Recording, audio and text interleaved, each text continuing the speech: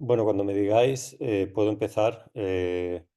Estamos grabando, o sea que yo creo que luego esto quedará grabado y quedará grabado en mi ordenador. Vale, pues no sé, si lo ve usted bien, pues sí, podremos comenzar ya. ¿Empiezo entonces? Venga, vamos Vale. para allá. Bueno, muy buenas tardes a todos. Mi nombre es Valentín Martínez Pillet. Desde el 1 de julio de este año soy el director del Instituto de Astrofísica de Canarias. Antes estaba en Estados Unidos, en el Observatorio Solar Nacional, es el centro que dirigí por 11 años. Soy físico solar de formación. Lo que veis detrás de background, esta cosa amarilla, es el Sol. Y luego diré un poco qué telescopio tomó esta imagen. Eh, Soy físico solar desde que empecé la carrera con mi tesis doctoral y me interesa muchísimo pues, el Sol, cómo aprendemos del Sol para entender otras estrellas. Y más recientemente lo que estamos entendiendo es que todo lo que nos dice el Sol de cómo estamos en la heliosfera, estamos orbitando en la heliosfera del Sol, que es la atmósfera externa del Sol, es importante para los exoplanetas, para los planetas que están orbitando en otras estrellas, pero sobre todo para el planeta Tierra. Y es importante para el planeta Tierra porque estamos interaccionando constantemente con el Sol. Y aquí podéis ver una imagen que reconoceréis todos del Observatorio del Roque de los Muchachos en la isla de La Palma. A mí me hubiera encantado poder dar esta charla en la isla de La Palma, pero por temas logísticos me ha sido imposible. Mañana tengo que salir para Madrid. Y lo que veis en primer plano son los telescopios Cherenkov, los telescopios que se dedican a ver el universo de muy altas energías. No voy a hablar de estos telescopios, de lo que voy a hablar es de lo que se ve detrás. Es decir, que esta imagen está tomada por uno de los guías Starlight, Antonio González, que está en La Palma y que toma siempre imágenes espectaculares. Son siempre unas imágenes muy, muy, muy bonitas y esta imagen de la aurora boreal que se ve detrás es realmente preciosa. Se distinguen las estrellas y se distingue ese color rojizo, rosado en el fondo. Y la foto fue tomada el 10 de mayo de este año. El 10 de mayo de este año pues se pudo tomar esta foto y lo que nos decía es que se veía una aurora boreal en la isla de La Palma. Y eso tiene una serie de implicaciones y consecuencias. ¿Cómo es que la vemos ahora? ¿Qué significa? ¿Hay que preocuparse? ¿No hay que preocuparse? ¿Cuáles son las implicaciones, ¿no? De poder ver estas auroras boreales? Las auroras boreales, y lo comentaré luego más tarde, normalmente es fácil verlas en los polos de la Tierra. Que se vea mucho más cerca del Ecuador, pues es porque algo especial ha ocurrido. Y eso es de lo que voy a estar hablando. En realidad, de lo que voy a comentar es estas vistas de los auroras boreales cerca del Ecuador, pero voy a comentar de todos los mecanismos físicos, todos los procesos que pueden dar lugar a que veamos estas auroras boreales tan cerca del Ecuador. Y a mí hay una cosa que me gusta recalcar, y es que cuando empecé como físico solar, yo empecé como físico solar en el año 87, hace muchísimos años. La mayoría de las cosas que voy a contar no se sabían. Son cosas que hemos ido aprendiendo gracias a la investigación en astrofísica y al progreso que hemos hecho en entender esa conexión que tenemos con el Sol, esa conexión que estamos interaccionando constantemente con el Sol. Y porque esta aurora boreal es debido a algo que ocurre, muchas cosas que ocurren luego. Como he dicho ya, pues es que era algo que no se conocía cuando yo empecé como físico solar y que sin embargo ahora ya sí entendemos mucho mejor. Nos queda mucho camino por recorrer, pero lo entendemos mucho mejor cómo puede ocurrir que tomemos esta foto desde la isla de La Palma. Y como digo, estas auroras boreales siempre son porque algo ocurre en el Sol. El Sol es un objeto que, bueno, si pensamos en la bola amarilla que vemos en el cielo, parece aburrido, parece como que no hace mucho, sale todas las mañanas, se pone, es un objeto que parecería pasivo. Sin embargo, si uno mira en una longitud de onda muy concreta, y aquí estamos mirando en una longitud de onda en el ultravioleta, y observamos el Sol, pues lo que vemos es esto. El Sol es un objeto, bueno, no sé si decirlo, más divertido, más interesante de lo que uno podría pensar que es esa bola amarilla. ¿Qué es lo que estáis viendo? Estáis viendo pues una explosión, lo que se llama una llamarada, una flare, y un tipo de flare concreto. Es una flare energética en donde sale mucha materia del Sol. La flare ocurre en esta zona de aquí. Sale mucha materia que sale hacia capas más externas, una gran cantidad aquí de esa flare y de esa materia que es expulsada vuelve hacia el Sol y está cayendo sobre la superficie del Sol. En realidad lo que ocurre es que esta llamarada, esta explosión, es importante, pero no tiene la suficiente energía como para poder expulsar toda esta materia que vemos que cae de nuevo al Sol, ¿no? Pero en cualquier caso, lo que quiero decir aquí es que el Sol lo que es un objeto pues, muy interesante, en donde ocurren procesos como este que está ocurriendo en este momento y ocurren a muchísimas escalas. Esta es una escala global, esta es una escala grande, pero ocurren a escalas muchísimo más pequeñas y están constantemente ocurriendo. Voy a intentar poner un poco el contexto de estas flares, de estas llamaradas y por qué son importantes y cómo acaban produciendo estas auroras, porque el origen de estas auroras siempre tiene que ver con algún proceso como esta explosión. El Sol tiene este tipo de explosiones y seguro que más de uno aquí lo conoce, por lo que tiene el Sol es un ciclo de actividad, un ciclo de actividad magnético. Ya lo explicaré un poco más a qué me refiero con esto de magnético, aunque seguro que muchos ya lo entendéis. Ese ciclo de actividad son las manchas solares, que tiene ese ciclo de 11 años. Ahora estamos aquí en el ciclo 25. El ciclo 25 que ya está llegando, este dibujo tiene, esta gráfica tiene un año de antigüedad, estamos ya más cerca del máximo, estamos seguramente en el máximo. A mí siempre me gusta decir que ser físico solar al máximo es muy interesante. Siempre está todo el mundo preguntando de qué pasa con el Sol, pero luego, después de 6 años, se llega al mínimo, el mínimo de actividad, muchas menos manchas solares, muchas menos explosiones, y ahí es más aburrido ser físico solar. Este ciclo de 11 años del Sol tiene una periodicidad muy regular y ocurre con esos 11 años que más o menos todos conocemos, puede ser más o menos intenso. Aquí podéis ver que este ciclo 25 es más intenso que el 24, pero es menos intenso que el 23. Y luego veréis las implicaciones que tiene.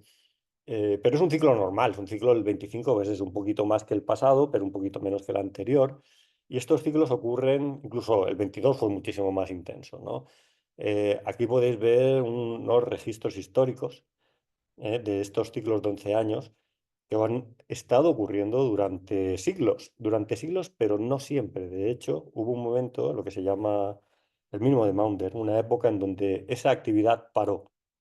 Estaba antes, y sabemos que estaba antes, claramente, según nos acercamos a la época moderna, tenemos mejores medidas de la actividad solar, pero sabemos que existió antes y sabemos que aquí hubo un parón. Y lo que esto dice es que este ciclo de actividad magnética a veces puede pararse, luego el Sol se recupera y lo vuelve a recuperar y lo vuelve a tener con esa periodicidad de 11 años. Pero ni siquiera lo podemos dar por garantizado que sigamos con este ciclo de actividad porque sabemos que en este siglo XVII el Sol tuvo un parón. Pero ahora el ciclo solar está activo y como podéis ver, a veces muy activo. Este es el 23, este es el ciclo, el 22, este es el 23, ahora el último que vimos fue el 24 y ahora estamos entrando en el máximo del 25, llegaremos al mínimo en el año 2030. O sea que nos quedan 2, 3 años de máximo de actividad en donde estas explosiones van a ocurrir. En esta imagen de aquí lo que os quiero mostrar es simplemente pues, un sol muy bonito, ¿eh? A mí me gusta hacer énfasis en que el sol es un objeto muy interesante. Antes hablaba de la bola amarilla. Bueno, aquí veis una bola compleja con muchísimas estructuras. Todas estas estructuras, todo lo que veis que os interesa en esta imagen, tiene un origen magnético. Y ahora voy a intentar explicar esto del origen magnético. El magnetismo que voy a hablar es el magnetismo que todos conocemos, que coges una brújula y te dice dónde está el norte terrestre. Te dice dónde está el norte terrestre porque el campo magnético es una dirección. El campo magnético es una propiedad física que tiene una dirección, un norte, un sur, y con la brújula nos dice hacia dónde está el norte. Ese es el campo magnético de la Tierra. Es un campo magnético muy organizado que siempre tiene el norte más o menos en una dirección, más o menos, no siempre exactamente en la misma dirección. El Sol, el magnetismo es mucho más complejo. Y aquí veis las polaridades norte y sur en el Sol Esto es un día en el Sol. Esta concentración blanca que veis aquí es una mancha solar. Esta concentración blanca es otra mancha solar. La negra que hay aquí son más manchas solares. Si mirásemos el Sol en luz blanca, lo que veríamos son manchas solares, pero las manchas solares lo que son objetos magnéticos.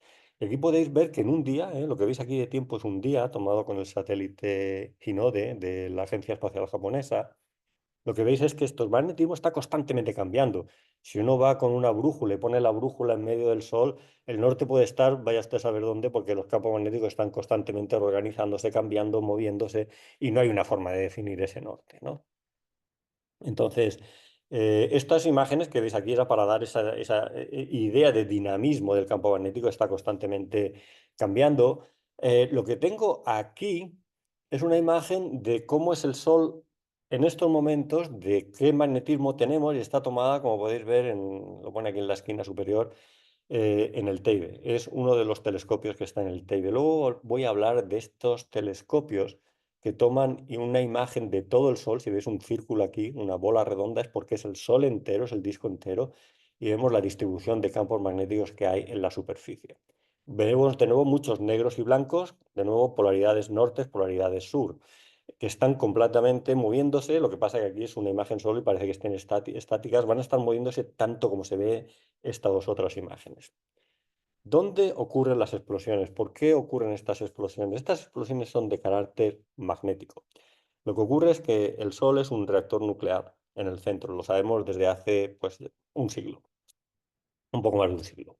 Que lo que ocurre con las estrellas es que hay reacciones nucleares en el interior que generan energía. Cuando calientas algo desde dentro, pues todo lo que está por las afueras empieza a moverse, es como cuando calientas un caldero en la cocina. Y esos movimientos lo que generan es campos magnéticos, porque lo que estás moviendo es un plasma, son fuentes que están, electrones, protones, cargas que están en movimiento, y las cargas en movimiento es lo que da lugar a campos magnéticos, igual que en la Tierra, es el núcleo de la Tierra que está en movimiento y está también ionizado, lo que da lugar al campo magnético de la Tierra, pero son movimientos más ordenados, más tranquilos. En el Sol son muchísimo más aleatorios, muchísimo más impredecibles. Estos campos magnéticos están interaccionando constantemente, y las zonas que hay que mirar con cuidado, donde van a ocurrir las explosiones, son cada vez que veáis negro y blanco. Negro y blanco junto, por ejemplo, aquí, se está viendo mucho negro y mucho blanco junto, son las zonas donde pueden dar lugar a estas explosiones. De nuevo, esto es algo que hemos ido aprendiendo, es el negro y el blanco. Cuando se juntan estas dos polaridades, pues, se puede producir un proceso que llamamos de conexión magnética, reconexión magnética en realidad, y es ahí donde ocurren estas explosiones. No os debe de extrañar que seguro que todos habéis jugado con imanes. Cuando cogéis dos imanes y los ponéis con la misma polaridad, sería blanco con blanco, se repelen. Sin embargo, si cogéis dos imanes y uno lo ponéis con una polaridad y la otra con la polaridad invertida, cuando los juntáis se conectan. Es esa conexión la que da lugar en el Sol a liberación de energía magnética. ¿Dónde puede ocurrir una explosión hoy? Pues a donde hay que ir es aquí, ¿veis esto blanco de aquí y esto negro de aquí? Bueno, pues es justo en la zona de aquí, en la zona de aquí en medio, donde podría ocurrir una explosión. Hay algo que sí quiero comentar, que aunque efectivamente son estas zonas blancas y negras donde se juntan, donde da lugar a estas explosiones, hay que ir a esa justa esa frontera blanca y negra e ir mirarla en mucho detalle para entender qué está pasando y cuándo puede ocurrir una explosión. Y eso tiene implicaciones en lo que necesitamos para poder entender estas explosiones, que luego comentaré más en detalle. Aquí tenemos otro caso, ¿eh? Aquí tenemos otro caso, de nuevo otra explosión. Este lado aquí sería blanco, este lado aquí sería negro. Estamos justo en la frontera entre el blanco y negro. Y podéis ver que hay unas cosas bailando. ¿Qué son esas cosas bailando? Eso es material solar. Material solar que no cae a la superficie por la fuerza magnética. La fuerza magnética la tiene en suspensión, están constantemente en movimiento, y de repente ocurre la explosión, la llamarada, y claramente en este caso sí ha conseguido tener la suficiente energía como para expulsarlo. Un montón de materia solar de repente deja el Sol. Esto es lo que llamamos una expulsión de masa coronal.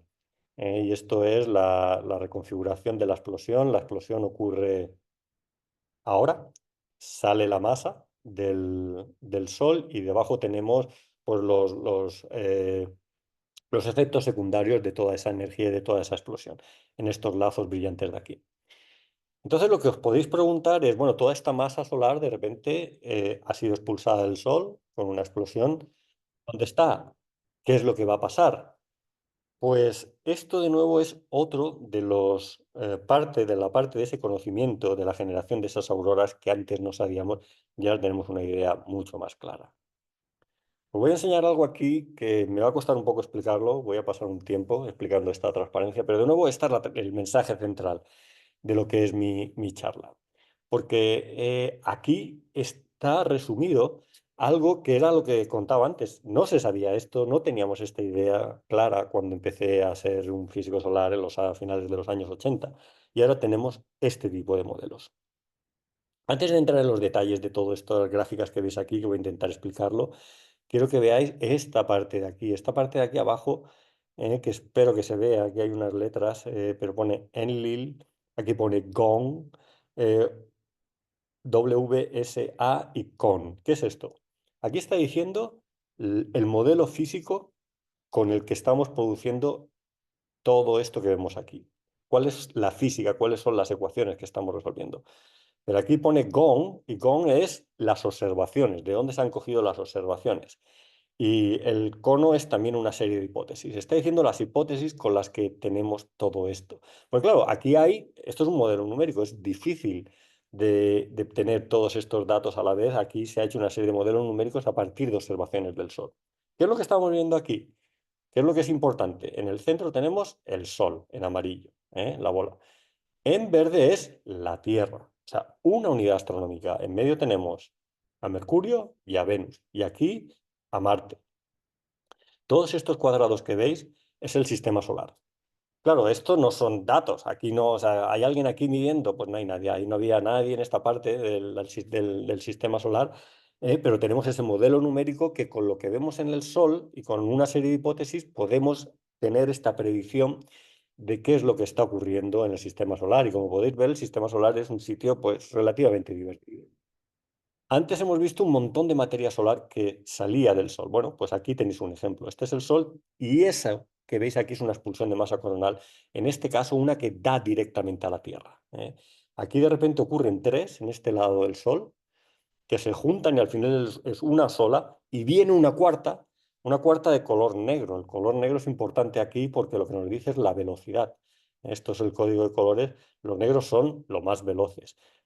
Y cuanto más veloz sean estas expulsiones de masa coronal, tendremos un impacto diferente. Aquí teníamos NASA, STA es estéreo A. Tenía un satélite y fue capaz de medir estas cuatro expulsiones de masa coronal.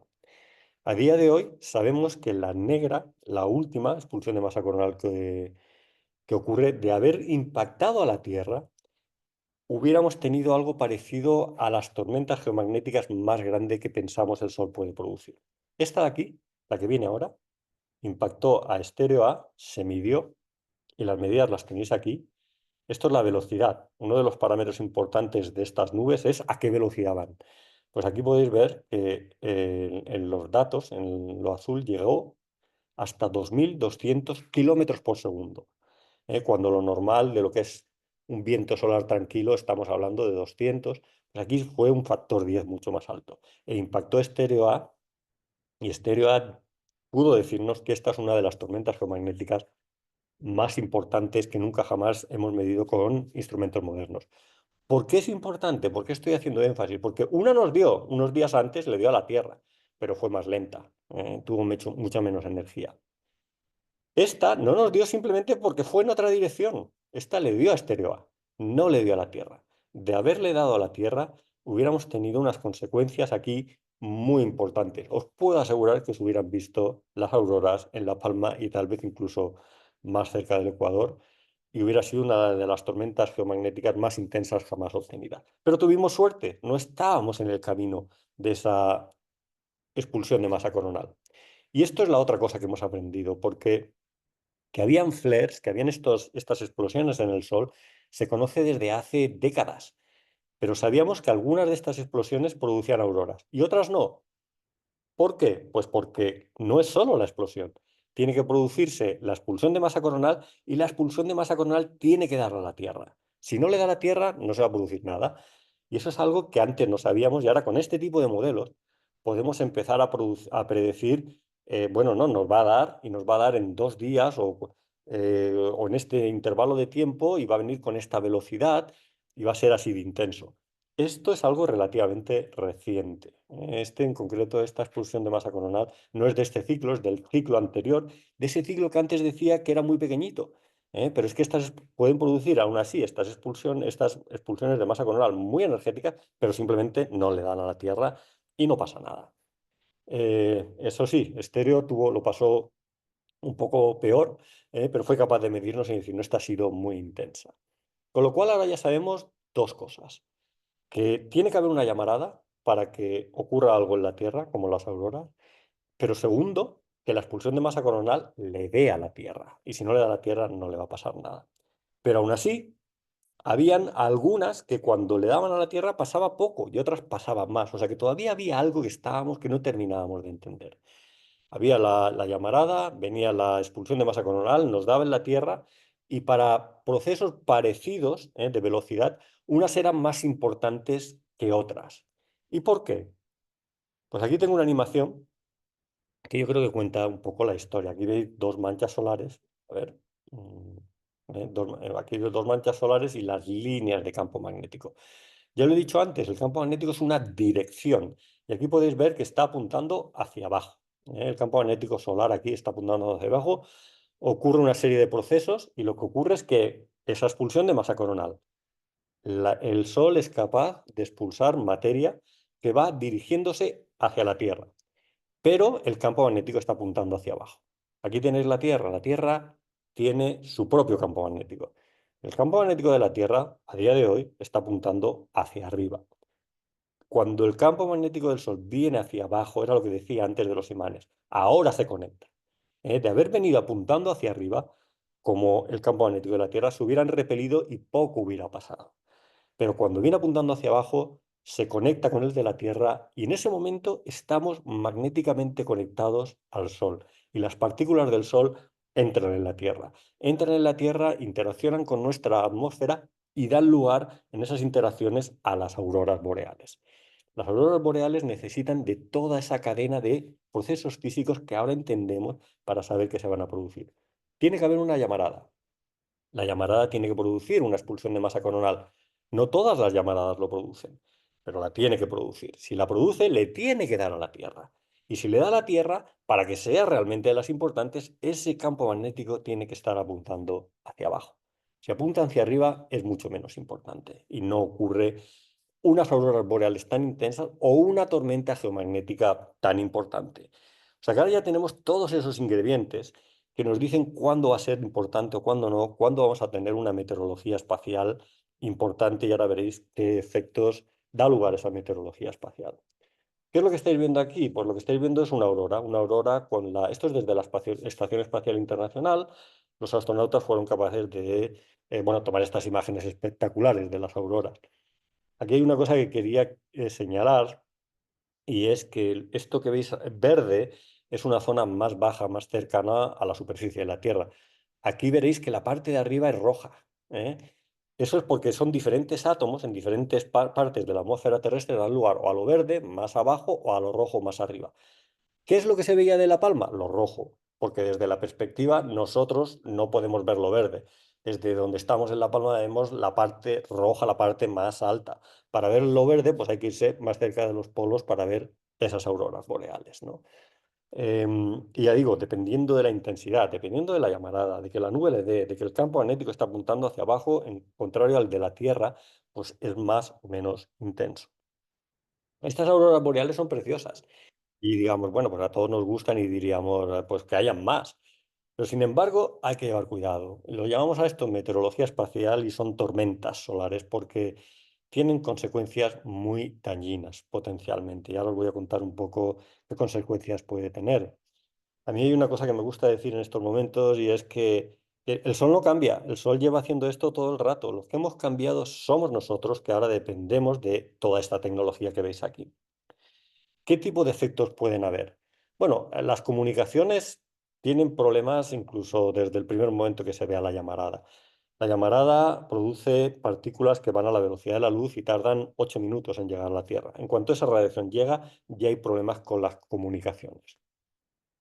La nube en sí, esa nube de la expulsión de masa coronal, típicamente tarda entre un día, 2 días. Las más veloces, un día, las menos veloces, 3 días. Tarda varios días, ¿eh? Desde que vemos la llamarada tenemos un tiempo hasta que llegue esa nube e impacte. Pero es cuando llega la nube, cuando estamos potencialmente conectados magnéticamente al Sol y ocurren la mayor parte de los efectos importantes. En concreto, las señales estas GPS van a ser muchísimo menos precisas. Y la precisión del GPS es algo que ahora utilizamos todos para ir al bar de la esquina y no sabemos dónde está, ponemos el GPS. Pero es que los bancos hacen transacciones bancarias y miden cuál es el cambio monetario con precisión de milisegundos. Y necesitan el GPS con una precisión lo más alta que se pueda tener para saber, para no perder muchísimo dinero, ¿eh? Es importante para las finanzas internacionales. Muchos de los satélites se tienen que poner en un modo de seguridad porque se pueden producir cortocircuitos en los satélites y se pierden muchos satélites. Elon Musk, en el 2022, Starlink envió 50 satélites, no tuvo en cuenta los fenómenos de meteorología espacial y los perdió todos. Y los perdió todos. Nada más lanzarlos, hubo una tormenta geomagnética y todos reentraron en la Tierra y se perdieron por completo. Ahora Elon Musk y Starlink están empezando a hacer predicciones de meteorología espacial. Otro efecto más importante, si cabe, es que cuando se produce esa tormenta geomagnética, lo que estamos haciendo es vibrar el campo magnético de la Tierra, conectarlo con el Sol. Eso genera corrientes, corrientes eléctricas inducidas se llaman. ¿Y dónde van a fluir todas estas corrientes eléctricas inducidas? Pues allá donde no haya resistencia. Es decir, allí donde hay cables preparados para recibir corrientes y es por donde se introducen todas estas corrientes inducidas. Con lo cual, las compañías eléctricas que transportan la energía eléctrica en sus cables que tienen poca resistencia, lo que les puede pasar es que se sobrecarguen por estas corrientes inducidas. Y si se sobrecargan, se pueden quedar los transformadores completamente quemados y tener un cortocircuito. En el año 89, Quebec se quedó 9 horas sin luz porque sus transformadores fueron completamente achicharrados por una tormenta geomagnética. ¿Cómo se puede intentar evitar esto? Bueno, si sabemos que va a ocurrir, si sabemos que va a venir, y ahora ya tenemos más ese conocimiento, podemos avisar al UNELCO de turno y decirle, mira, empieza a enviar la mitad de la corriente que sueles enviar, porque hay otra mitad que va a ser creada por la tormenta geomagnética inducida. Deja espacio para lo que va a crear la tormenta geomagnética, porque si no, se te van a quemar tus transformadores. Y eso es lo que está ocurriendo en la práctica. Ya he dicho que esta otra que hemos tenido, la tormenta geomagnética de mayo, por ejemplo, no produjo en Estados Unidos ningún tipo de cortocircuito y fue porque NOAA, que es quien hace estas predicciones, le dijo a todas las compañías empiecen a transportar menos energía, porque hay que dejar un margen para la que va a crear la tormenta geomagnética. O sea que empezamos a entender estos procesos que dan lugar a todo tipo de consecuencias tecnológicas que son un desastre económico, y ya podemos empezar a estar mejor preparados, pero aún así hay un problema. Porque ya he dicho, es la llamarada, que las vemos con los telescopios, es la expulsión de masa coronal, la nube, que empezamos a predecirla si tenemos esos modelos que antes enseñaba antes. Pero también he dicho que es importante que sepamos la dirección del campo magnético de esa nube. La dirección del campo magnético no la predice nadie. Igual que si podemos predecir la nube cuando va a llegar una vez ya vemos la explosión en el Sol, no sabemos nada de cuál, cuando ocurre esa explosión, de cuál es esa configuración magnética, de si está el campo magnético apuntando hacia arriba o apuntando hacia abajo, y ya he dicho antes que es fundamental. ¿Cuándo es cuando vamos a saber algo? Hay una cosa en el sistema solar, en el sistema Sol-Tierra, que se llaman los puntos de Lagrange. Los puntos de Lagrange son puntos especialmente interesantes porque si pones algo ahí, se queda quieto más o menos. El punto de Lagrange que quiero hablar es el E1, y el E1 es un sitio que está mucho más cerca, no está hecho a escala, el E1 está mucho más cerca del Sol, de la Tierra, perdón, de lo que indica esta figura. Parece que esté casi a mitad de camino, no, está muy cerca de la Tierra. Es el punto en donde la atracción gravitatoria de la Tierra y la atracción gravitatoria del Sol se compensan perfectamente. Con lo cual, la Tierra lo atrae hacia la Tierra, el Sol hacia el Sol, con lo cual, pero de la misma manera, con lo cual pones algo y se queda quieto. NOAA tiene un satélite, Discover, que lo podéis ver aquí. Hay otros satélites, pero en este caso voy a enseñar datos de Discover, que lo que hacen es medir la dirección del campo magnético. Cuando esa nube sale del Sol, no tenemos ni idea de la dirección del campo magnético. Solo cuando NOAA lo detecta en L1, dice apunta para arriba, apunta para abajo o apunta en cualquier otra dirección. Pero ahí ya nos dan los datos. ¿Cuál es el problema? Que desde que ocurre la nube hasta que llega a la Tierra son 2 días. Pero L1, desde que pase la nube, son 2 horas. Tenemos 2 horas para llamar al UNELCO y decirle, baja tú la cantidad de corriente que estás transportando porque viene y viene apuntando hacia abajo, la tormenta geomagnética va a ser muy importante. Entonces, esas 2 horas es muy poco tiempo y es justo lo que queremos empezar a medir mejor. Aquí tenéis datos de Discover, justo de mayo. ¿Qué es lo que pasó? Fijaros, solo esto es una gráfica compleja y aquí hay muchos datos. La velocidad, esto es la velocidad de la nube, la velocidad del viento solar, que siempre está presente, pero normalmente es un viento solar de 400 kilómetros por segundo hasta que llegó la nube. La nube llega justo aquí, en este momento. En este momento se va a 700. Es el doble prácticamente. Fijaros que antes estaba hablando de 2000, esa que era más grande, ¿no? La de mayo era 700 y aquí tenéis la velocidad.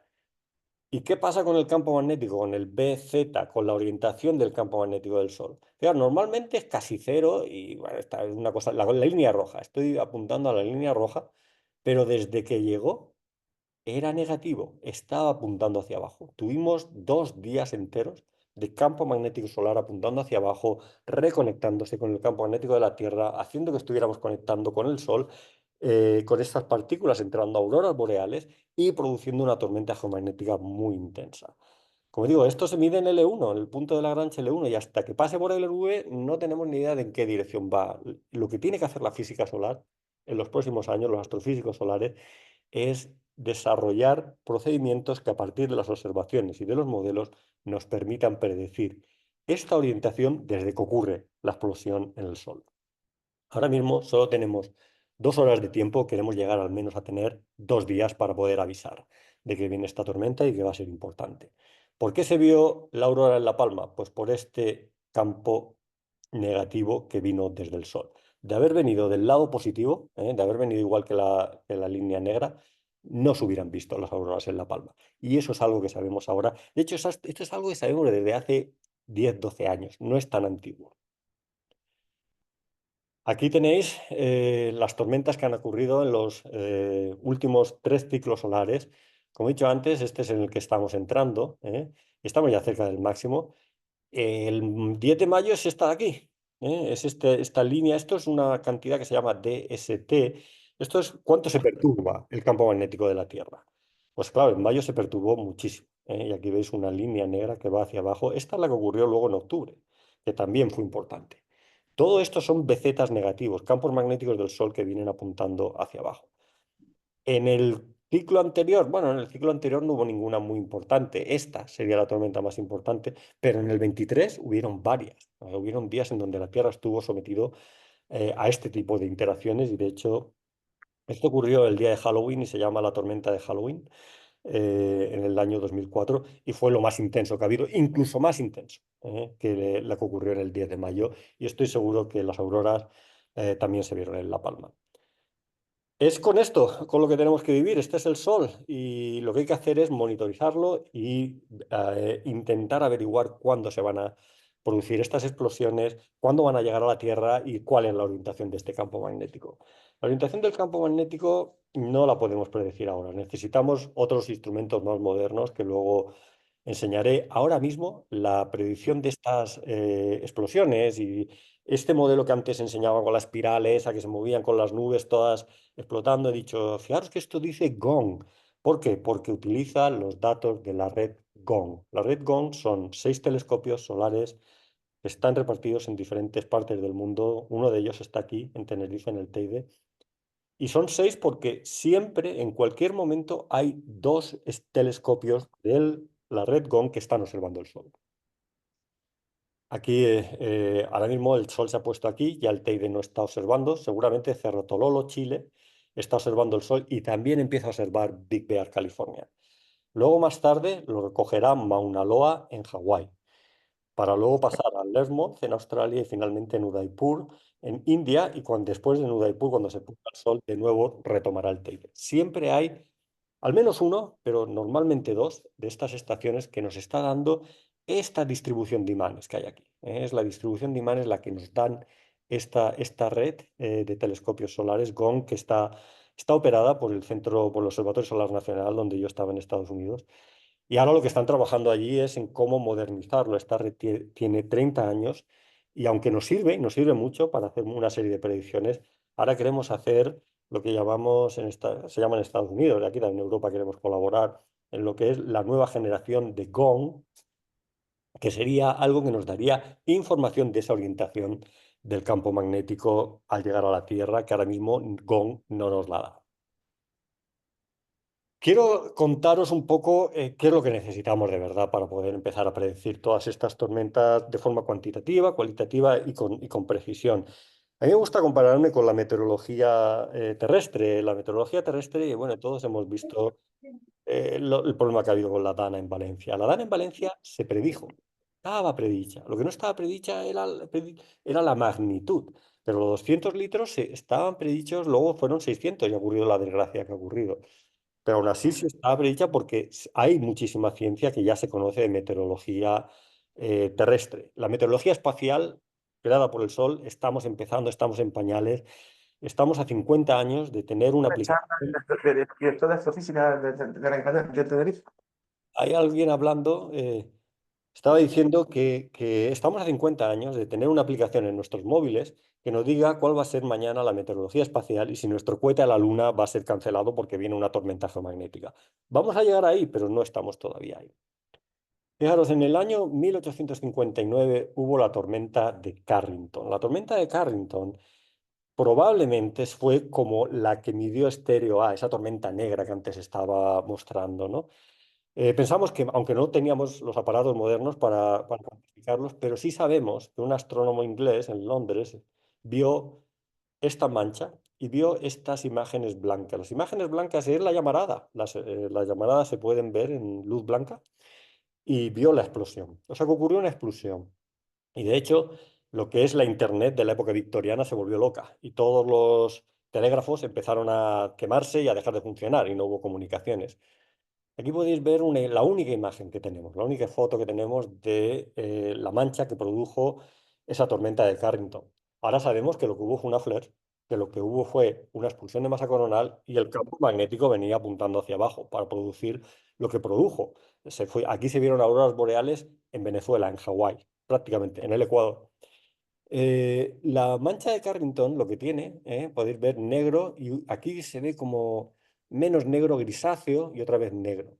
Estos son dos manchas solares y tienen, aquí también lo podéis ver en el dibujo que hizo Carrington, negro, negro y las dos partes más grises en contacto, ¿vale? Fijaros en eso porque aquí os estoy enseñando precisamente una configuración muy similar. Negro, lo gris, toda esta zona, y negro. Carrington vio lo blanco justo en esta zona, allá donde lo gris de esta mancha y lo gris de esta otra se tocan, se conectan. Fijaros, ¿dónde se están conectando? Y esto ya es más de generación profesional de ser físicos durante mucho tiempo. Aquí se produce una espiral, en una dirección y aquí hay una espiral en otra. Es en toda esta zona, espero que podáis ver el cursor, donde esas dos penumbras, como se llaman, están en contacto, están físicamente en contacto. Ahí es donde vio Carrington las llamaradas, y aunque aquí no tengo el mapa de campo magnético, si lo tuviéramos, los blancos y los negros que antes estaba enseñando, un lado es blanco y otro lado es negro. Cuando se producen estas configuraciones en el Sol, un lado es blanco y otro es negro. Fijaros que aquí ya estamos viendo mucho detalle. Esta imagen que está tomada por el telescopio Daniel K. Inouye Solar Telescope de Hawái, el que estábamos construyendo. Es una imagen preciosa y tiene muchísimo detalle. Donde se va a producir la explosión es en esta zona donde se están conectando estas dos penumbras. Y lo que voy a hacer ahora es un zoom de esa zona de conexión. De hecho, voy a hacer un zoom de toda esta parte de aquí. Y si haces un zoom, esta es la zona que se conecta y yo espero que podáis ver esta zona de aquí. Esta zona de aquí, aquí estamos hablando esto de aquí. Yo no sé si os da la impresión de ser una especie de muelle, donde se está retorciendo algo. Está aquí una, aquí hay otra vuelta y aquí otra vuelta. El tamaño de cada una de estas vueltas es la isla de Tenerife, más o menos. O sea que ya estamos hablando de cosas muy pequeñas. Fijaros que sí, esas explosiones son muy grandes y ocurren en escalas muy grandes, pero aquí ya estoy hablando de cosas muy pequeñas. Y si hay algo ahí que está retorcido, es porque alguien lo ha retorcido. Y si alguien ha retorcido, y eso es el campo magnético, alguien ha hecho trabajo para retorcerlo, significa que ahí hay energía magnética. Y en la explosión se va a liberar. Justo al ver este tipo de detalles, empezamos a comprender dónde está la energía magnética. Y lo que hay que ir allí es con medidores de energía magnética, entender cuál es el campo magnético ahí, la configuración y cuánta energía hay potencialmente disponible para ser expulsada y producir, bueno, pues todas esas expulsiones de masa coronal y todas esas llamaradas y todos esos efectos. Pero tenemos que ir a esos detalles, tenemos que ir a resoluciones de ver detalles de la isla de Tenerife y medirlos con sensibilidades. Es por eso por lo que en Estados Unidos y sobre todo por esto de entender esa física de la meteorología espacial, se construyó el telescopio, el Daniel K. Nuett Solar Telescope, Dickies, en Haleakala.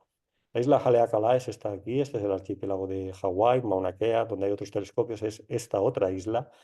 Aquí estábamos en la isla de Maui y el observatorio se llama Haleakala, la cima. Aquí podéis ver los 4 metros de telescopio y es lo que nos da esas resoluciones de 100 kilómetros o incluso un poquito mejores, ¿no? Claro, Estados Unidos tiene este telescopio ahora. De hecho, antes de la construcción de Dickies, la mayor concentración y los telescopios más capaces del mundo para la física solar, pues estaban y están aquí en las Islas Canarias. En los dos observatorios que opera el IAC, está en el Teide tenemos Gregor, Temis y la VTT, aquí en Tenerife, 0,7 metros, 0,9 metros, y Gregor con 1,5 metros. Y en La Palma, la torre solar sueca de 1 metro. De nuevo, Dickies es 4 metros. Entonces, esto, bueno, pues estos telescopios que tienen muy buena instrumentación, que están muy, muy, muy entrenados y sabemos cómo hacerlos funcionar a máximo rendimiento. Dickies todavía está llegando a ese proceso de entender el máximo rendimiento. No está todavía ahí. Esos telescopios por unidad de día son incluso más productivos. Dickies llegará allí, pero todavía es un telescopio complejo de 4 metros. Pero en cuanto lo haga, pues va a ser un telescopio mucho más potentes que los que tenemos aquí en Canarias.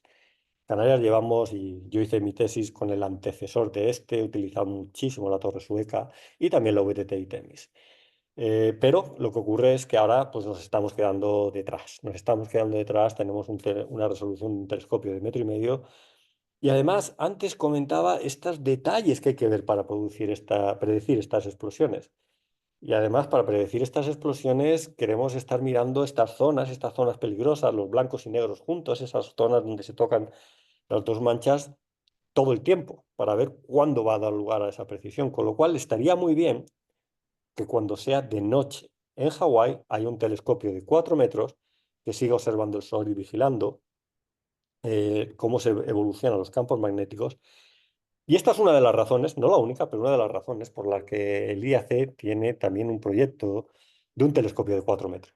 Los 4 metros los necesitamos para poder medir esos detalles tan importantes y aquí tenéis lo que llamamos el European Solar Telescope, de nuevo 4 metros, liderado por el IAC, para la isla de La Palma y que nos permitirá pues, dar una continuidad a las observaciones de Dickies y si tenemos alguna zona de estas de penumbras en contacto donde pensamos que pueda ocurrir una explosión magnética, a mí no me cabe duda de que empezará un telescopio en un lado de la Tierra, empezaremos a observarlas en Hawái, la continuaremos con el EST y estaremos así intentando monitorizar cómo evolucionan estas zonas que pueden dar lugar a todos estos efectos y que solo entendiendo la física de cómo evolucionan estas zonas, podremos un día, como decía antes, crear esa app para nuestro teléfono para decirnos cuál va a ser el tiempo espacial, la meteorología espacial mañana y si vamos a poder ir o no a la Luna.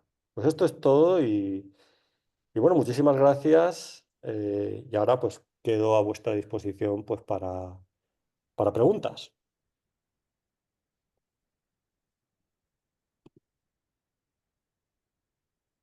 Yo no he estado mirando el chat, no sé si hay preguntas.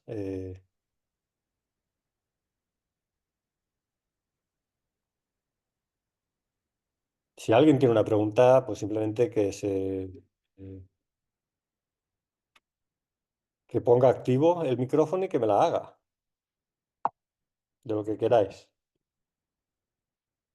Voy a tener las transparencias, pues si las tengo que usar para explicar algo. Hola Valentín, ¿qué tal? Hola, Buenas tardes, soy Elena de Adastra La Palma. hola, ¿qué tal? Un placer.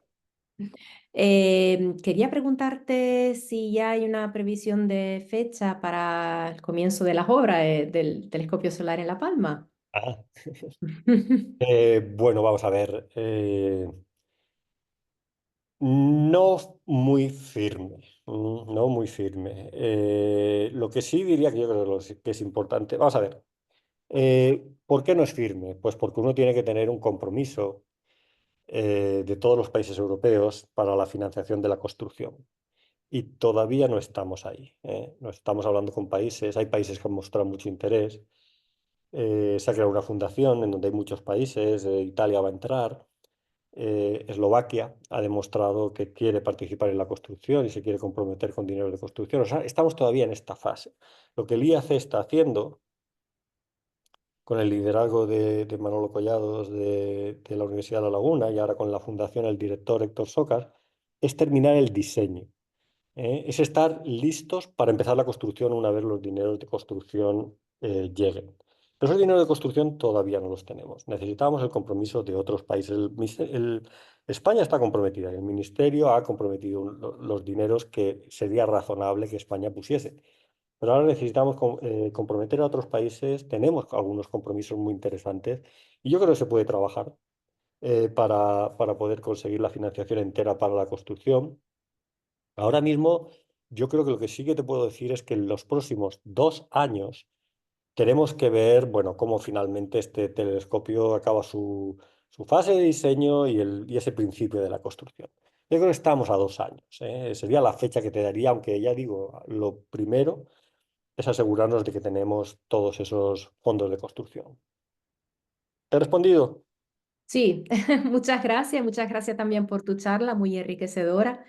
Así A que, ver si la puedo dar en La Palma. Me hubiera encantado, pero mañana me tengo que ir a Madrid y tengo que coger el primer vuelo a Madrid y no he podido darla en La Palma. A mí me hubiera encantado poder darla en La Palma. Habrá otra oportunidad. bueno, para la próxima. De- ¿Se me escucha? Sí, perfectamente.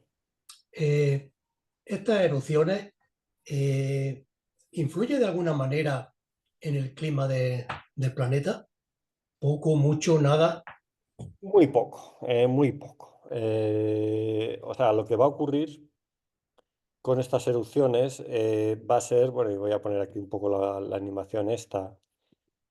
Un cierto calentamiento, sobre todo de las zonas polares. ¿Por qué? Porque en cuanto entran estas partículas y todos esos colores son procesos energéticos que liberan un poco de energía. Pero ocurren el día que llega la nube y calientan un poco las zonas polares, pero luego enseguida, bueno, vuelve a la normalidad. Una cosa que quiero decir es que lo que llamamos el cambio climático, que hay que definirlo. Yo, para definirlo más con claridad, es ese aumento que hemos visto desde el año 1970 de casi 1 grado de la temperatura media del planeta, no puede ser explicado por ningún fenómeno solar. De hecho, el fenómeno solar que se sospecha que puede influir en el clima de la Tierra, más que estos procesos que son muy episódicos. Es un día, bueno, sí, a lo mejor se nos achicharran todos los transformadores y nos quedamos sin luz un mes en un sitio concreto, o sin satélites de comunicaciones, o sin buena señal GPS. Eh, el desastre económico en Estados Unidos de una tormenta como la de Carrington se ha estimado en que son 3 billones, o sea, 3 veces, es 2 veces el PIB de España. O sea, un desastre económico considerable, pero no influyen en el clima de la Tierra. Lo que más podría influir del clima de la Tierra sería lo que es el brillo amarillo, la irradiancia que se llama del Sol, que en definitiva son las reacciones nucleares en el interior. Eso no está cambiando prácticamente nada. Eso cambia un 0,1% y no lo hemos visto cambiar. O sea que no hay forma de explicar lo que denominamos cambio climático debido a fenómenos solares. Sí, ocasiona más problemas a nivel tecnológico A que... nivel tecnológico, correcto. Es ahí en donde... Y de nuevo, por eso digo que no es el sol el que haya cambiado, eso es, somos nosotros que llevamos los móviles, estamos cargados de tecnología, ese es el problema. que hoy hay muchísima información sobre eso Sí, y cuesta diferenciar la información que es correcta de lo que no. sí, sí. Muchísimo. Yo deciros que, bueno, para bien o para mal, sigo en redes sociales en la que se denomina Twitter. Gente muy fiable, gente muy fiable que está dando una información, vamos, perfecta de lo que es las tormentas geomagnéticas y las consecuencias que hay y que es fiable. O sea, mi Twitter, si me buscáis, es V de Valentín, M de Martínez y luego mi nombre, mi segundo apellido, Pillt, VMPILLT, Pillet. Y si me encontráis y me seguís, pues veréis, yo suelo poner todo lo que veo. No, yo no produzco contenido, pero sí sigo a gente que es fiable y que da información muy, muy precisa sobre la meteorología espacial. Incluso hay una cuenta que a mí me gusta mucho porque es alguien que es un aficionado a la astronomía, a la física solar, lo cual es perfecto, y que ha aprendido lo importante que es BZ. ¿Eh? Y cada vez que hay una tormenta de estas, se va a la web de NOAA y coge estos dibujos para ver cuándo viene BZ y cómo viene. Y siempre acaba diciendo, BZ viene negativo, BZ viene positivo. Y suele decirlo en el sentido de decir, este BZ, BZ negativo, estupendo, vamos a ver auroras. Y es cierto, BZ negativo, vamos a ver auroras. O BZ positivo, vamos a ver poco, no va a ver mucho. Pero en realidad, claro, es BZ negativo, cuidado, que se nos van a achicharrar los generadores y los sistemas de distribución de energía, ¿no? Pero sí, vamos a ver auroras, efectivamente. ¿Hay alguna página donde nosotros podamos ver esta gráfica, esta información sobre los Sí, campos magnéticos, las emisiones que van viniendo de estos satélites que hay por ahí? sí, sí, sí. O sea, esto de hecho lo voy a poner en... O sea, hay Si que lo ir... pone aquí a lo mejor en el chat, que podamos copiarlo. He puesto NOAA SWPC, que es NOAA Space Weather Prediction Center, en Boulder, justo en donde estábamos nosotros, es el centro del mundo en donde se hacen estas predicciones. Entonces, si se va a la página de NOAA SWPC, pues se puede acabar consiguiendo este tipo de gráficas. Son datos públicos, yo simplemente fui, cogí y lo pinté. Entonces, ahí hay muchísima información, de nuevo, y hay que saber encontrarlo. Entonces, eh, spaceweather.com seguro que es. Sí, no. Sí, esa la acabo de poner yo. Spaceweather.com. Sí, spaceweather.com es una de ellas. Yo voy a intentar, voy a dejar de compartir y voy a poneros una cuenta de Twitter que para los que tengáis Twitter, os recomiendo que sigáis si queréis saber de esto porque es un profesional, es un físico solar, es siempre fiable. Entonces, lo voy a poner en el chat y ahora voy a intentar hacer una especie de, a ver, sí, este señor, no pongáis hay una ahí abajo, solo el Vincent Letvina. Es de lo mejor que hay. Y todo lo que dice él va a ser correcto en meteorología espacial. Déjame ver si puedo, soy capaz de llegar al sitio este. A ver, sí, lo tengo aquí. Voy a volver a compartir y voy a enseñaros la página web. Esto es NOAA Swiss, Space Weather Condition. Aquí se dice en tiempo real. Y de nuevo hay que, bueno, esto, los R, los S, los G, lo que significa.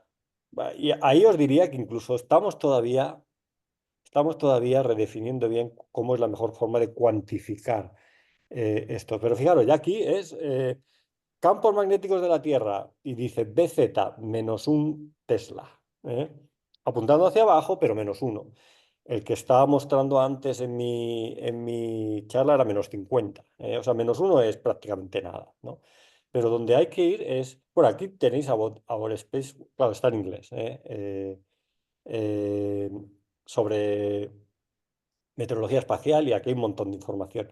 Los datos están en concreto aquí, donde dice Produce and Data, y los datos, a ver, están en esto de aquí.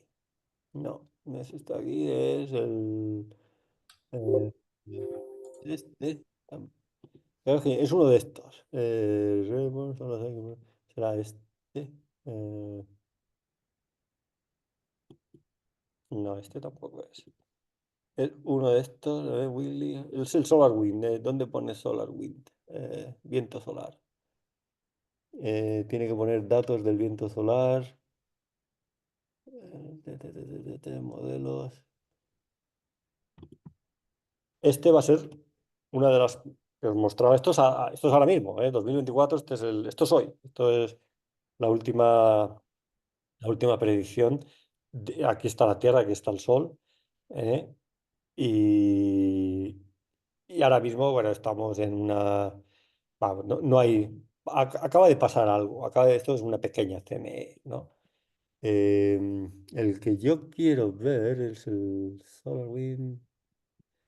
En algún sitio aquí pone viento solar, Solar Wind, y ese es el que hay que abrir para ver los datos. Fijaos que ni lo encuentro ahora mismo. Eh, modelos.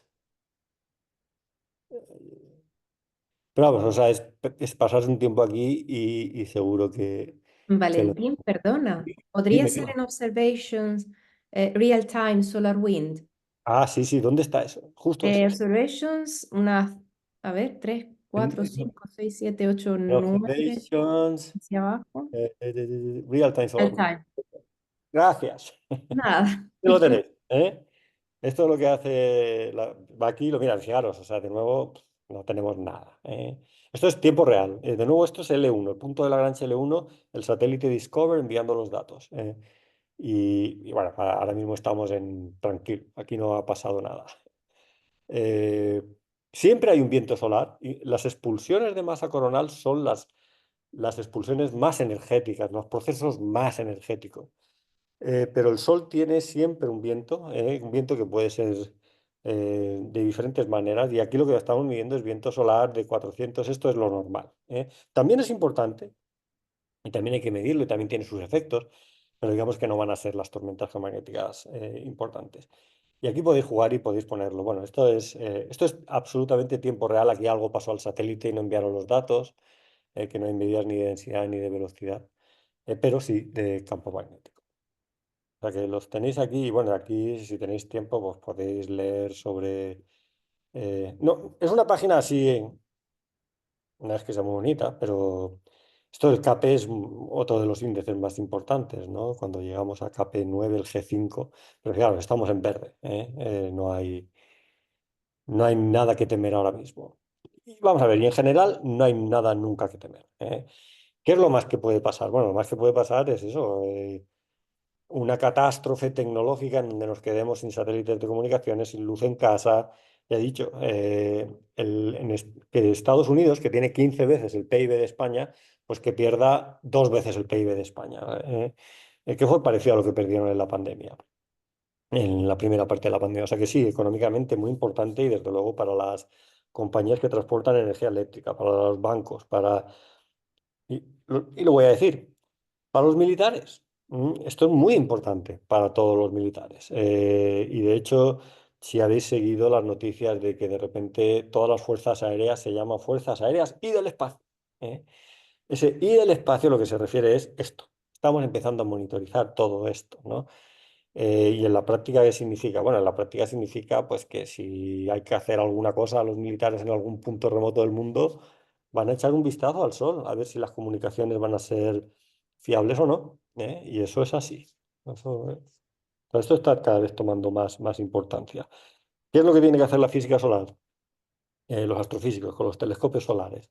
Pues entender cuáles son esos procesos que dan lugar a esas explosiones y cómo una vez se ha creado esa explosión va a llegar a la Tierra, cómo va a transportarse hasta la Tierra y esas orientaciones del campo magnético para decir, esta es la tormenta geomagnética que se va a producir ahora y tener 2 días de antelación, no esas 2 horas que nos da el punto de Lagrange L1. Eh, Hola, soy Orlando de la Agrupación Atómica de Gran Canaria, Oh, exalumno de Manuelo Collado, por cierto, oh. estoy ahí en la laguna. Sí, sí. Cuidado, yo soy exalumno de Manolo Collado. También, pues yo también. Nada, quería preguntarte, estaba aprovechando lo que estaban diciendo en el chat, que en el siglo XVII está el mínimo este de Maunder. Al Sí, final hay alguna confirmación real de lo que ha pasado con lo del siglo XVII y las manchas solares, porque esa fue un poco la relación primera, sí, pero luego, ¿qué sí. explicación hay realmente? No hay teorías nuevas sobre el tema. Vamos a ver, cosas que son importantes. O sea, está claro que hubo un mínimo de Maunder. Hubo una época, porque hay tantos registros, bueno, o sea, pues, por lo que sea, bueno, todos los monjes en todos los monasterios del mundo medían manchas solares, o sea que sabemos, y de todas las religiones prácticamente, que efectivamente no se vieron manchas. O sea que el mínimo de Maunder ocurrió. Ahora bien, también se relacionó con un enfriamiento de la atmósfera de la Tierra y una mini glaciación. Eso está mucho menos claro. Eso está mucho menos claro y parece que ahí hay varias explicaciones, ¿no? Entonces, ya digo, el Sol, solo por manchas solares y magnetismo, mientras no haga nada muy distinto, cuando se convierta en gigante roja, sí, más vale que nos vayamos de aquí porque va a ser esto insoportable, pero hasta entonces, mientras esté en la secuencia principal, como está ahora y va a estar en los próximos miles de millones de años, no va a ser capaz de tener un impacto muy fuerte en el clima de la Tierra.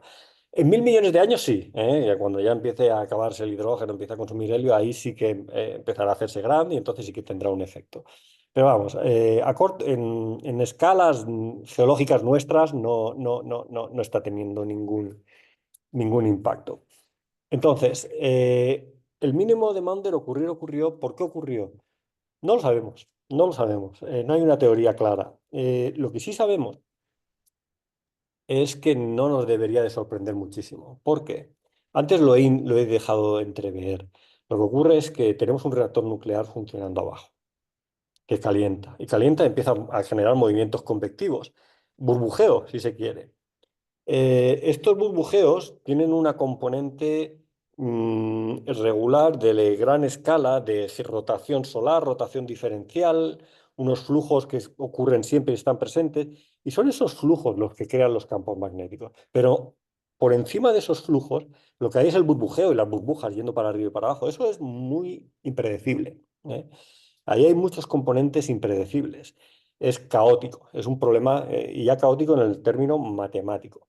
Entonces, un problema caótico, pues es que es muy difícil de predecir. Y lo que está claro es que tienes esos flujos a gran escala que siempre ocurren y mientras están ahí ocurre con 11 años, la actividad del Sol, pero tiene superimpuestos ese componente caótico que puede dar lugar a que se pare.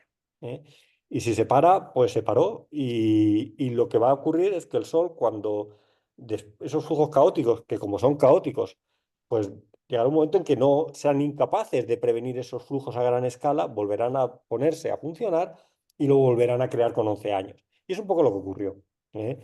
Ahora, estaría bien entender si hay algo que nos permita predecir que ese caos pues, va a ocurrir en un momento determinado. Por ejemplo, estoy hablando de caos, no quiero entrar en mucho detalle, pero una componente importantísima, siempre en todo esto del flujo de la actividad solar, es manchas que cruzan el ecuador. Manchas que cruzan el Ecuador sabemos que juegan un papel muy importante en el ciclo solar, pero eso ocurre una o dos o tres o cuatro en un ciclo solar y no muchas más. Pues es que a lo mejor porque no ocurra ninguna en un ciclo solar, pues de repente se te para todo. O sea, es ese componente más aleatorio que es muy difícil de predecir lo que puede dar lugar a esto. No sé si he respondido, o sea, sabemos que eso ocurrió, no nos sorprende que algo tan complejo como la dínamo solar le pase esto, pero no podemos predecirlo. Y sabemos que sí, que efectivamente ocurrió. Nada, sí, necesitamos más datos, más tiempo, evidente, Más datos, para más poder tiempo. predecirlo. Y Claro. fíjate, aquí diría una cosa, ordenadores cuánticos hacen falta, unos ordenadores con una capacidad de computación que simulen todo el Sol. ¿m? Todo el Sol porque ahora mismo ni siquiera entendemos esos flujos a la gran escala del Sol, no se entiende por qué son de la forma que son. con las ecuaciones que tenemos, con las capacidades computacionales que tenemos, lo intentamos resolver y nos sale un Sol que rota de forma distinta como rota. O sea que ni siquiera la rotación del Sol, o sea que hay mucho trabajo por delante, sí, efectivamente. Sí, Gracias. buenas tardes. Un participante que no tiene micro le gustaría saber si es posible ver este tipo de, entre comillas, auroras boreales en periodos de menor actividad solar en nuestras latitudes.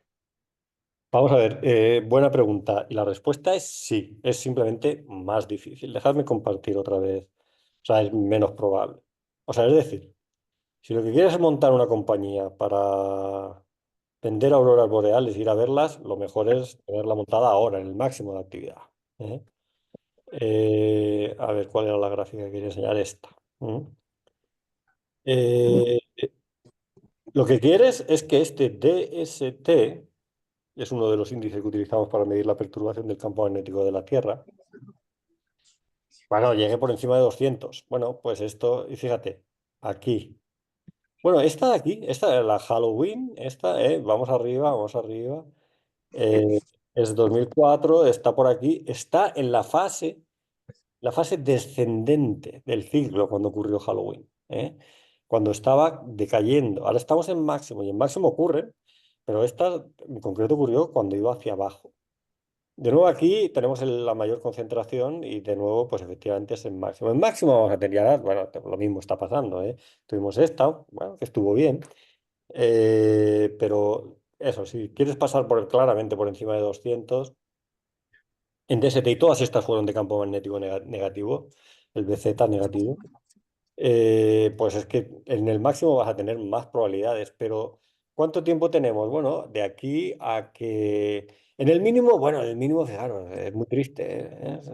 Ser físico solar es eres muy famoso en mínimo, ya lo he dicho, ¿eh? Estás en el mínimo y no te llama la radio, ahora en máximo te llama todo el mundo. Eh, entonces, en mínimo prácticamente imposible, necesitas las manchas, necesitas la actividad. El mínimo cuando lleguemos más o menos 2030, muy, muy complicado verlos. Pero en el máximo y bajando, sí es posible. O sea que hasta el año 2027-28 vamos a tener una actividad importante. Y podrían darse, ya lo he dicho, no es, o sea, el máximo es cantidad de probabilidad de que ocurran esas. Lo que uno quiere es esa llamarada, con esa, lo que uno quiere o no quiere. Para ver auroras lo que es la llamarada con la expulsión de masa coronal que vaya directamente a la Tierra y que tenga su orientación del campo magnético negativo.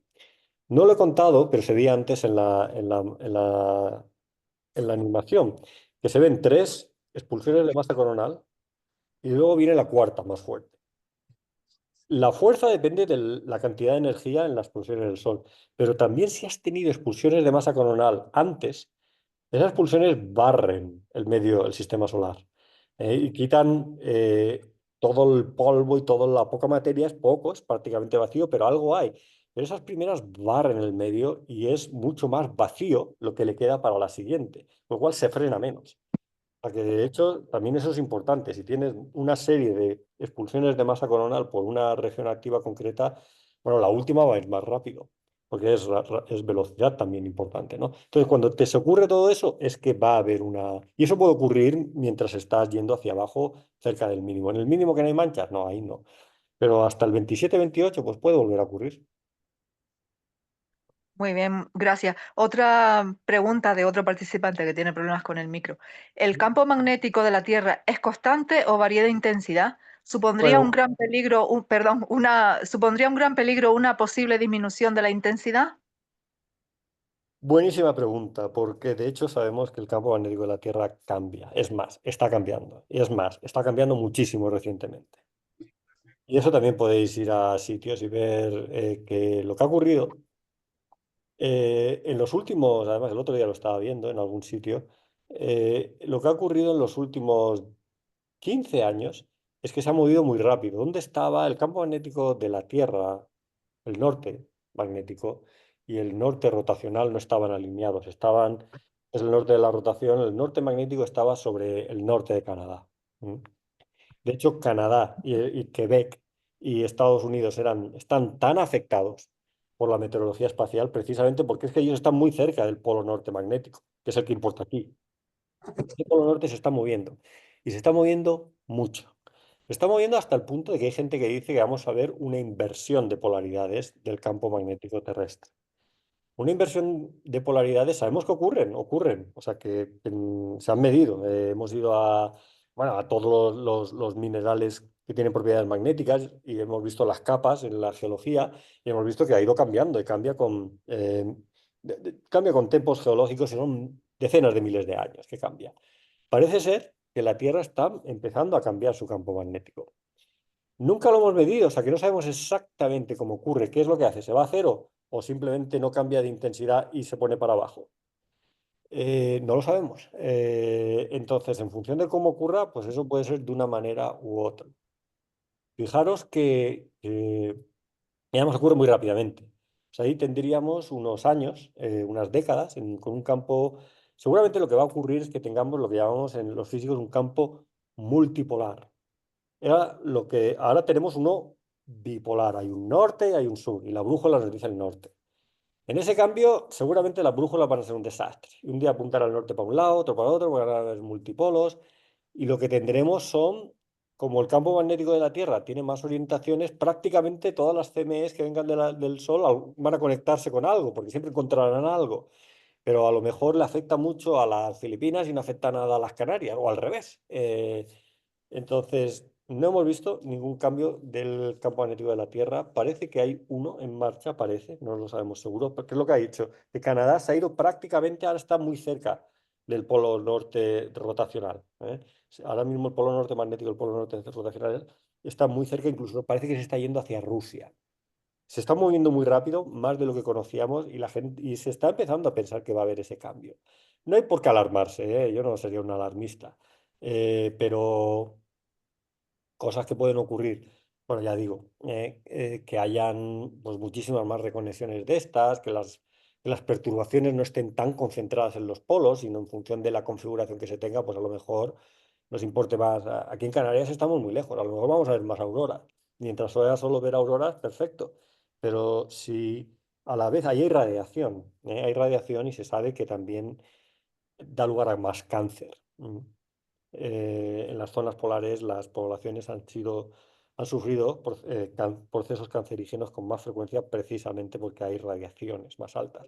Incluso una de las cosas que no lo he comentado, cuando ocurren estas tormentas geomagnéticas, todos los aviones que van por rutas polares se desvían. No les dejan que atraviesen esas zonas de auroras porque son zonas de altísima radiación, mucho más de lo que está permitido, y los aviones tienen que desviarse. Entonces, bueno, hay sus consecuencias, no hay por qué ser alarmista, pero eso es algo que hay que seguirlo. ¿Qué está pasando con el campo magnético de la Tierra, efectivamente?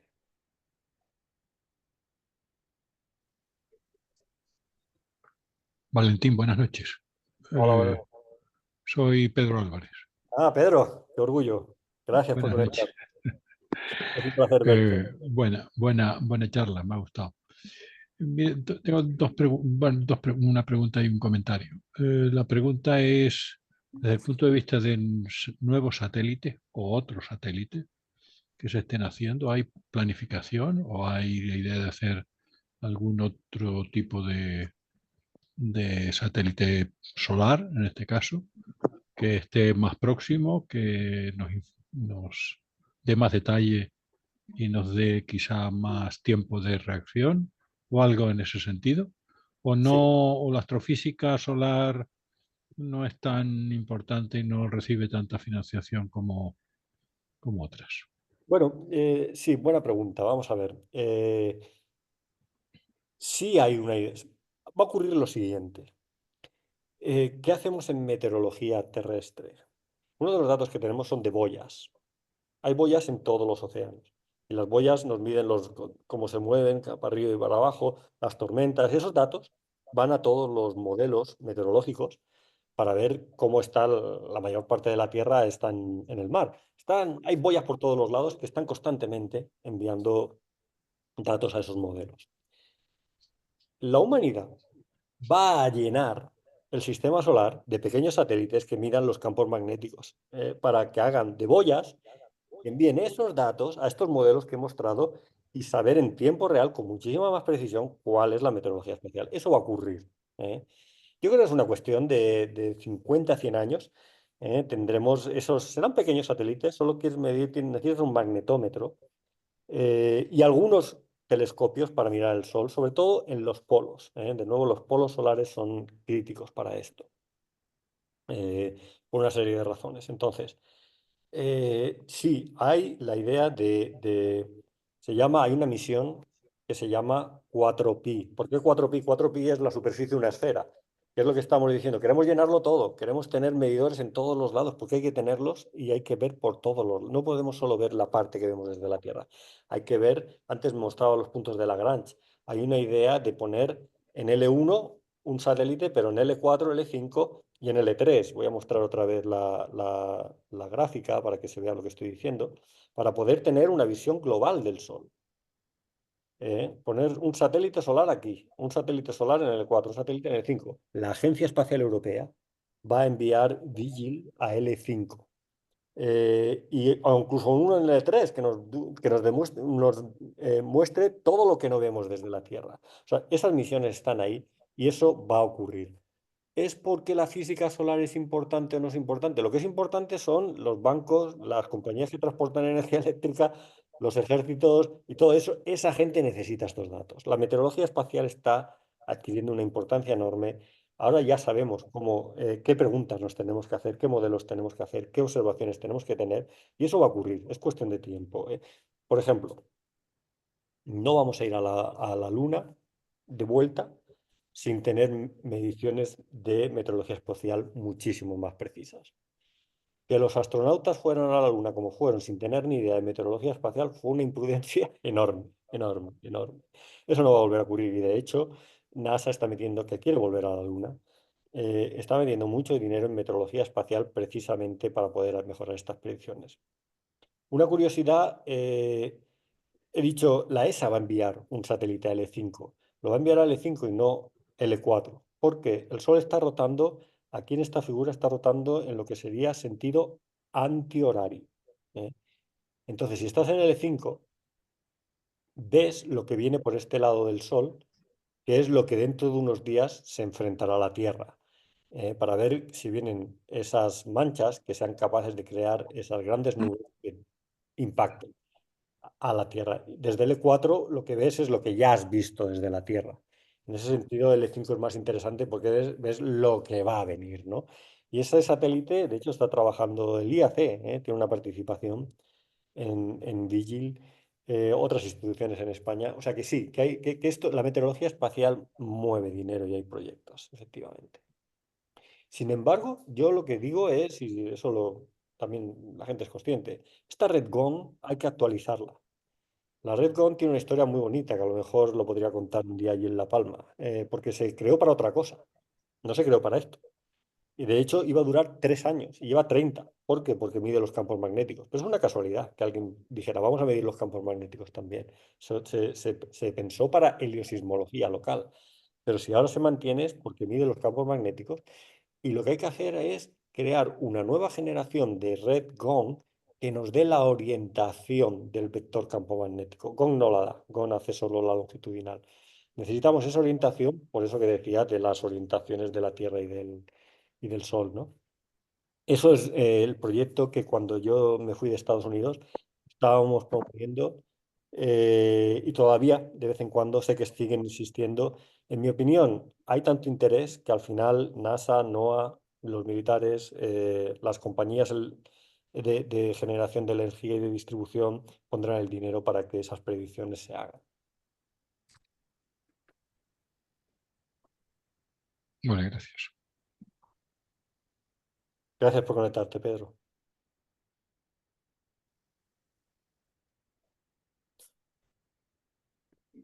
Bueno, el comentario, no veo que salga una pregunta, el comentario que lo he hecho era en relación al EST y a Al la EST. EST Bueno, y la fabricación, el inicio de la fabricación, vale. Pues las incógnitas acerca de cuándo. déjame Era, conectarlo con sí, entonces el EST, la respuesta que te he dado. Vamos a ver, o sea, yo creo que lo que pasa es que aquí en Europa no se es tan consciente de los problemas de meteorología espacial como lo son en Estados Unidos. ¿Por qué lo son más en Estados Unidos? Bueno, por una razón fundamental, la que he dicho antes. Antes estaban mucho más impactados. El campo magnético el norte terrestre magnético estaba muy cerca de ellos, ¿no? Y tenía muchísima más influencia. Es verdad que se está moviendo, pero pasó lo de Quebec, pasaron cosas parecidas en otros sitios.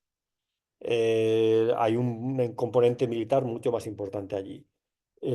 Hay muchísima más tecnología, la GPS es un sistema americano, están más concienciados. Ahora Europa va a traer Vigil, pero lo que es fundamental, lo que sabemos los físicos solares, es que o empezamos a mirar en detalle, con la alta resolución, con la alta sensibilidad, o la física entera de los procesos que da lugar a las manchas y a las explosiones, nunca la vamos a entender. Y sabemos que para eso necesitamos resoluciones de telescopios de 4 metros. Si queremos acelerar el proceso de entender la física que hay detrás, que es lo que pondremos al final, como decían las aplicaciones del teléfono, lo que necesitamos son esos telescopios. Yo voy a intentar contribuir a que la comunidad europea se conciencie mucho más de que esto es absolutamente necesario, de que no solo necesitas los GO, las redes globales, las misiones, las boyas estas que comentaba antes, vas a necesitar entender la física y eso son esas líneas de blanco-negro donde se juntan, que hay que verlas con detalle y para eso hacen falta unos cuantos telescopios de alta resolución. O sea, en mi opinión, está más que justificado. Y sobre todo, si tenemos uno que es Dickies, que está en Hawái, tener uno 12 horas aparte. Tener uno que es tarde 12 horas. A mí me gustaría tener cuatro, pero si no, como con, pero si no puedo tener cuatro, al menos que se ponga justo en donde es.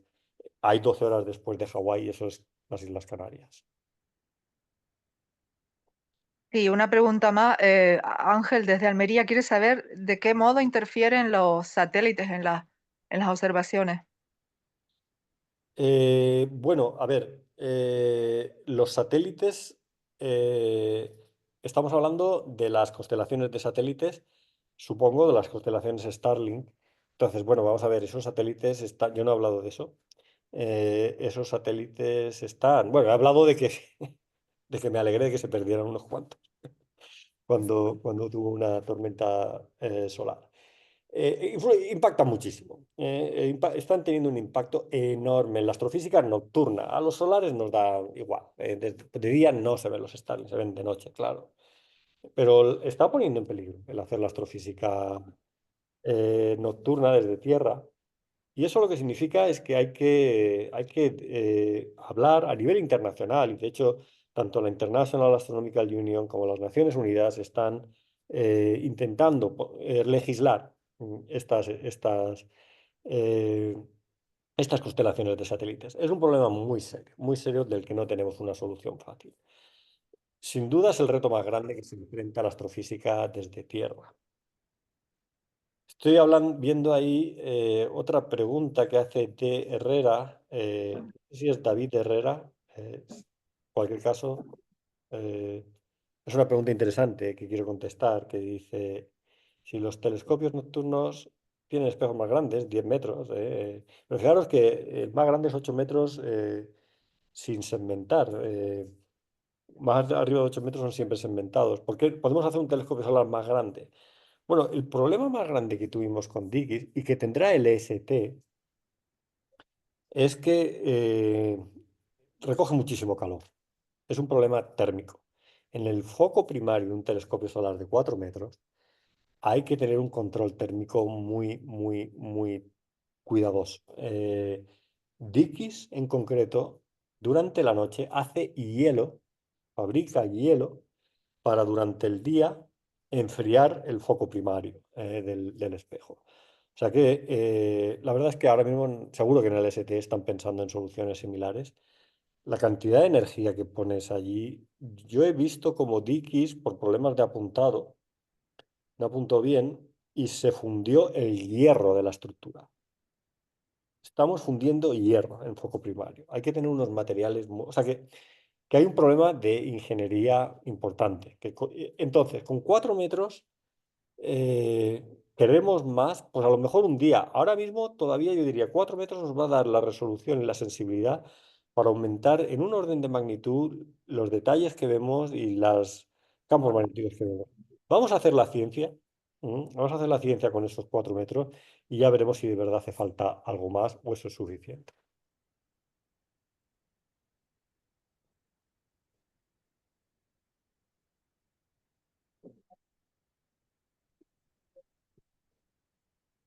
Bueno, pues si no hay más preguntas y si os parece, ha sido un placer. Voy a volver a decir que me hubiera encantado poder dar la charla en La Palma. Lo haremos, ¿eh? Hablaremos un día en La Palma. Valentín, Sí.